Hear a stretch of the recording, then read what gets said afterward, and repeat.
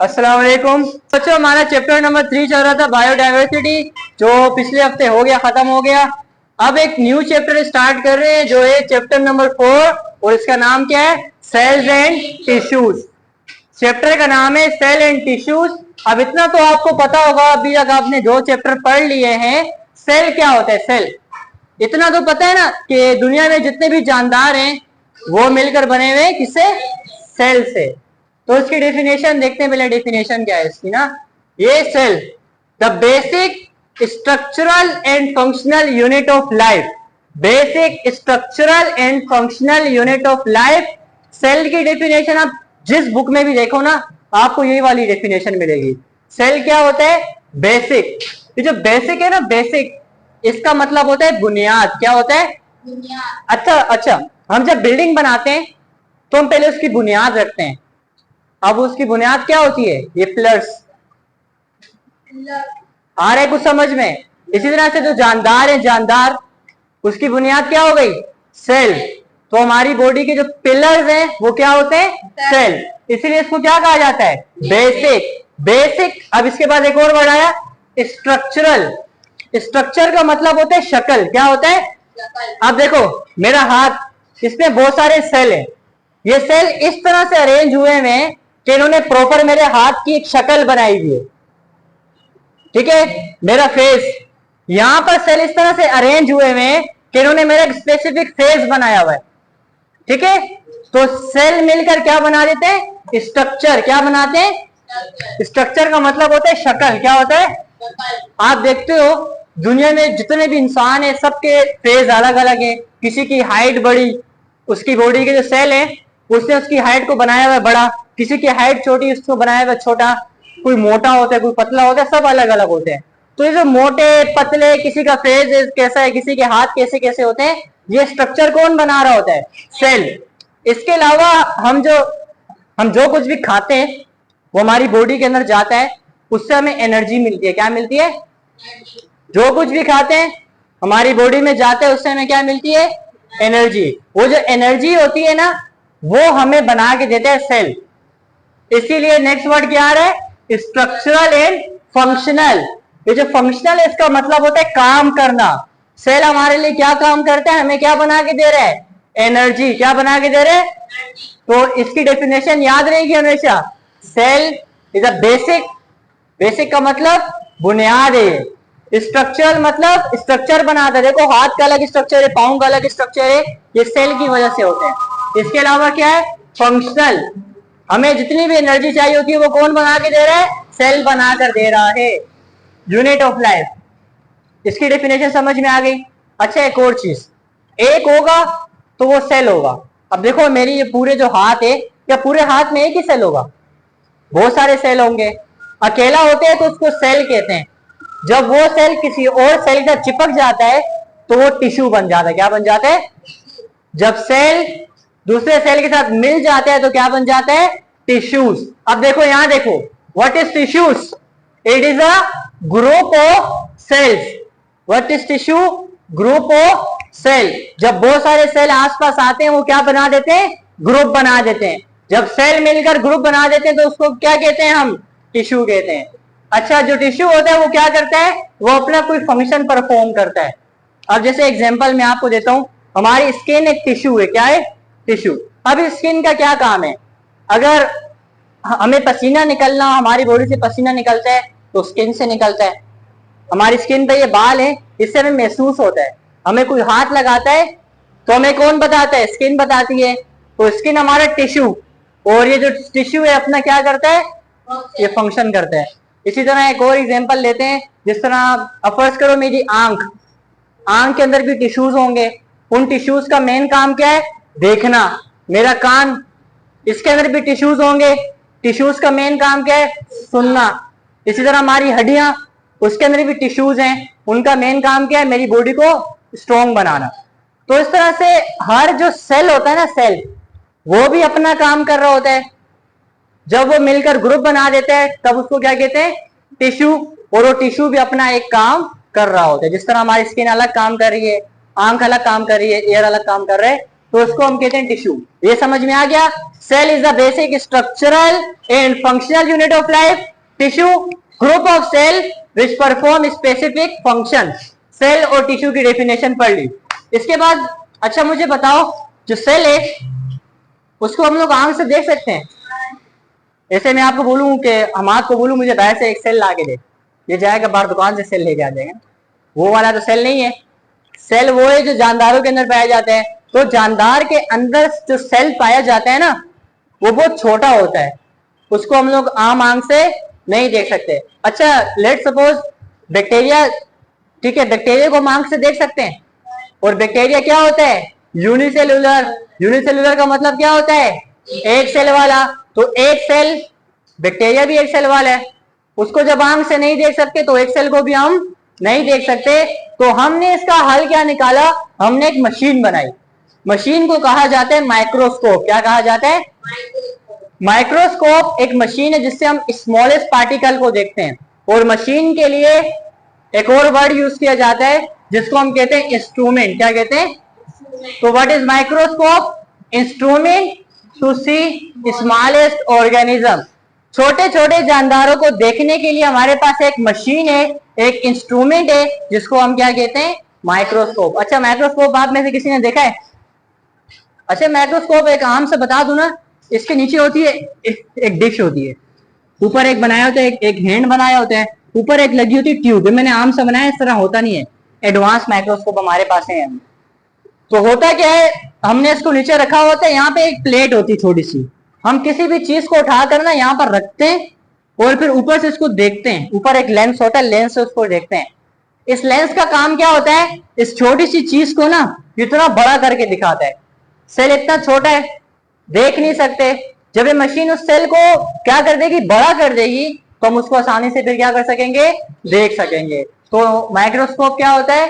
एक मशीन है जिससे हम क्या कर सकते हैं? सी कर सकते हैं। सी का मतलब देख सकते हैं। क्या देख सकते हैं? Smallest organism. अच्छा एक माइक्रोस्कोप के अंदर दो चीजें मोस्ट इंपोर्टेंट होती हैं। एक माइक्रोस्कोप के अंदर दो चीजें बहुत लाजमी होती हैं। एक चीज होती है मैग्निफिकेशन। क्या होती है? मैग्निफिकेशन का मतलब होता है चीजों को बड़ा करना। क्या होता है? इसको क्या कहते हैं? इनलार्जमेंट। क्या कहते हैं? अब फर्ज करो एक माइक्रोस्कोप मेरे पास ये वाला है, एक दूसरा वाला माइक्रोस्कोप है। ये वाला माइक्रोस्कोप ऐसा है कि इसकी मैग्निफिकेशन इतनी अच्छी नहीं है, और एक दूसरा वाला माइक्रोस्कोप है उसकी मैग्निफिकेशन ज्यादा अच्छी है। तो मैं इसको यूज करूंगा या उसको यूज करूंगा?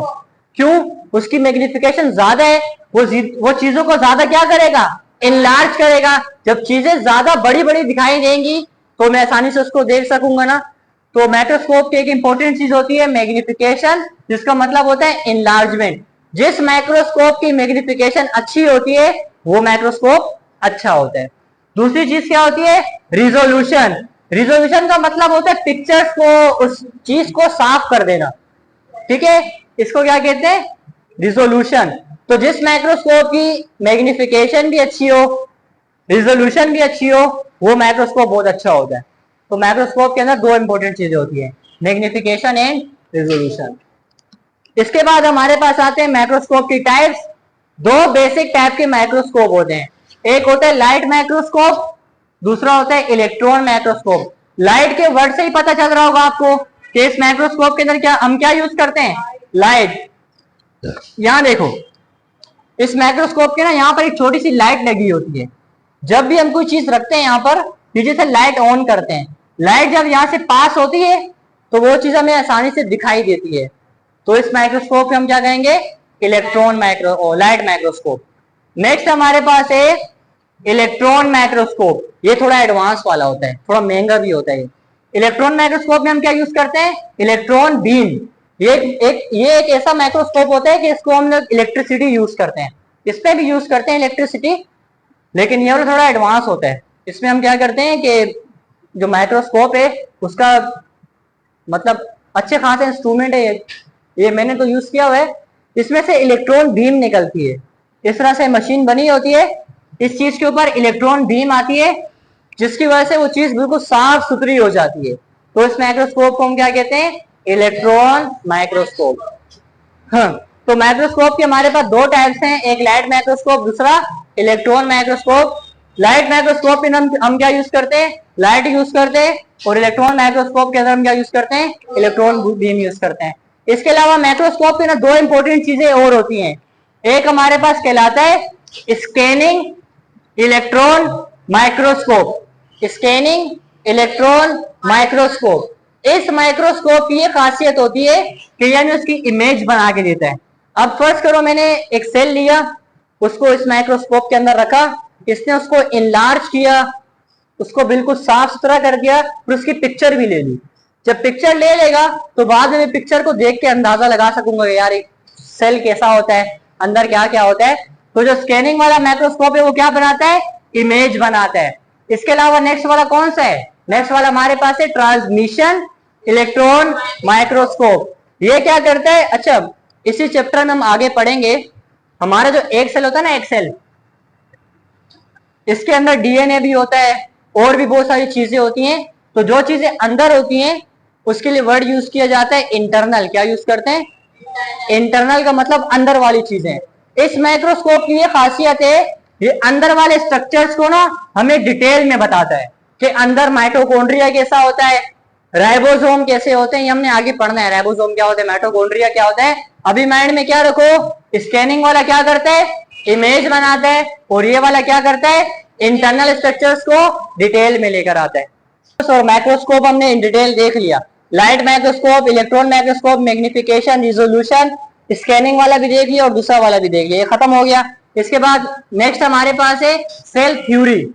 सेल थ्योरी का मतलब क्या है, यहाँ देखो तीन साइंटिस्ट थे, एक का नाम था शेल्डन, सेचवान और वेर्शो। तीन साइंटिस्ट थे, इन तीनों ने मिलकर सेल को स्टडी किया। क्या किया, सेल को स्टडी किया। जब इन्होंने सेल को स्टडी कर लिया फिर इन्होंने सेल के बारे में कुछ पॉइंट हमें बताए। ये 4 पॉइंट मोस्ट इंपोर्टेंट है और एग्जाम में अक्सर आते भी हैं, ठीक है। हाँ, इन तीनों ने एक साथ, मतलब स्टार्टिंग में 2 साइंटिस्ट थे, 2-3 पॉइंट उन्होंने बताया, फिर आखिरी वाला पॉइंट आखिरी वाले साइंटिस्ट ने बताया। मतलब इन तीनों ने मिलके सेल के ऊपर 4 पॉइंट्स बोले थे। अब वो पॉइंट आसान है, आपको भी समझ में आ जाएंगे। यहाँ देखो पॉइंट नंबर 1 क्या है, ऑल ऑर्गेनिज्म कंपोज्ड ऑन 1 और मोर सेल। इस पॉइंट का मतलब ये है दुनिया में जितने भी जानदार हैं या तो वो एक सेल वाले हैं या वो ज्यादा सेल वाले। ऑल ऑर्गेनिज्म कंपोज्ड ऑन 1 और मोर सेल, ये तो आपको पता है ना, एक सेल वाले को क्या कहते हैं और ज्यादा सेल वाले को। अच्छा यहाँ देखो जो सेल थ्योरी है इन तीनों ने मिलकर पेश की थी। इन्होंने जो पॉइंट बताए थे वो पॉइंट हमारे पास क्या है, पॉइंट नंबर 1 हमें क्या कहता है, ऑल ऑर्गेनिज्म कंपोज्ड ऑन 1 और मोर सेल। इसका मतलब ये है जितने भी जानदार हैं या तो वो 1 सेल वाले या मोर सेल वाले, तो पता है आप लोग को यूनिसेलुलर या मल्टीसेलुलर। पॉइंट नंबर 2 जो है ना वो उसकी डेफिनेशन ही है कि सेल क्या होता है, स्ट्रक्चरल और फंक्शनल यूनिट है लाइफ का। पॉइंट नंबर 3 देखो, new cell can be arise by pre existing cell. अब इसका मतलब क्या होता है, इसका मतलब ये होता है कि हमारी बॉडी में न्यू सेल बनते हैं। क्या बनते हैं, तो न्यू सेल जो बनते हैं वो कहां से बनते हैं, जो हमारी बॉडी में सेल पहले से मौजूद होते हैं। और फर्ज करो मेरी उंगली, मैं जब छोटा था उंगली छोटी सी थी, तो मेरी उंगली में पहले से मौजूद जो सेल थे उनसे न्यू सेल बने और आस्ते आस्ते मेरी उंगली क्या हो गई, बड़ी हो गई। मेरी हड्डियां, मैं जब छोटा था मेरी हड्डियां छोटी थी, उन हड्डियों में मौजूद जो सेल थे उनसे न्यू सेल बने, ठीक है। तो इस पॉइंट में हमें क्या कहते हैं, new cell can be arise by pre existing cell. New cell कहां से आते हैं, उन सेल से आते हैं जो पहले से मौजूद होते हैं। इसके बाद पॉइंट नंबर 4 हमारे पास है सेल कंटेन हेरिडिटी मटेरियल। आपको पता है कि सेल के पास क्या होता है, डीएनए होता है। इसके पास क्या होती है, तमाम की तमाम इंफॉर्मेशन होती है और इस इंफॉर्मेशन को हम क्या कहते हैं, हेरिडिटी मटेरियल। ये 4 पॉइंट ऐसे हैं जो 3 साइंटिस्ट ने मिलकर पेश किए थे जिसे हम कहते हैं सेल थ्योरी।